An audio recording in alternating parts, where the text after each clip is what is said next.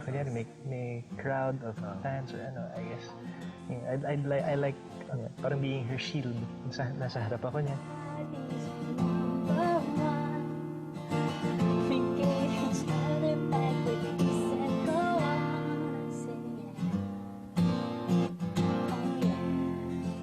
He's always taking care of me, like even throughout the day, like my pillow, just even like last night, just lying down and he's like, oh, your pillow. And I feel like little things like that. He's always like watching out for me, like,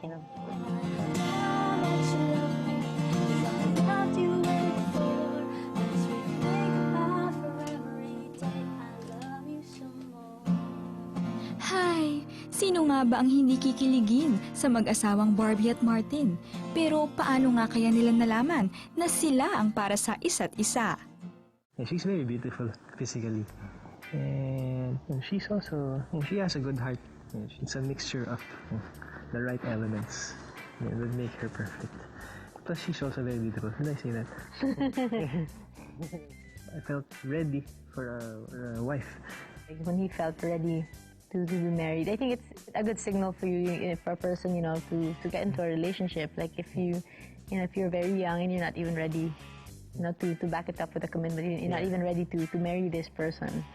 I think it wouldn't be the right time to play with your emotions, to give your emotions away. Yeah, parang it's one thing to be attracted to somebody. It's a completely different thing to decide to commit. But I guess the general rule is, if you're still too young, if you're not yet done with school and you're totally, not ready yet, then I guess, you have to just wait a little bit.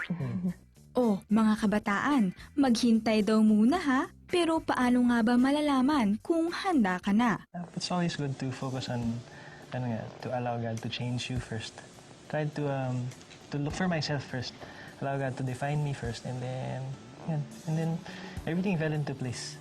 Before I was more insecure, but when I started walking with God, I started having their confidence, and upon knowing how much God loves me, I know that I also ought to love myself.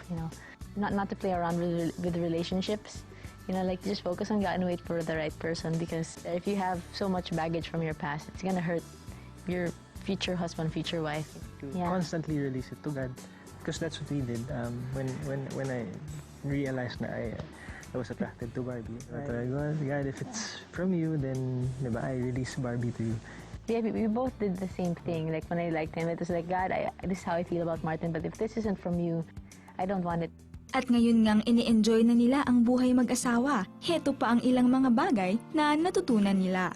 The selfishness level goes down. When you make decisions, it's not just about your own comforts, about your own dreams, but what does God want, and how can I also serve others? And especially when we got married, it's another level of character training.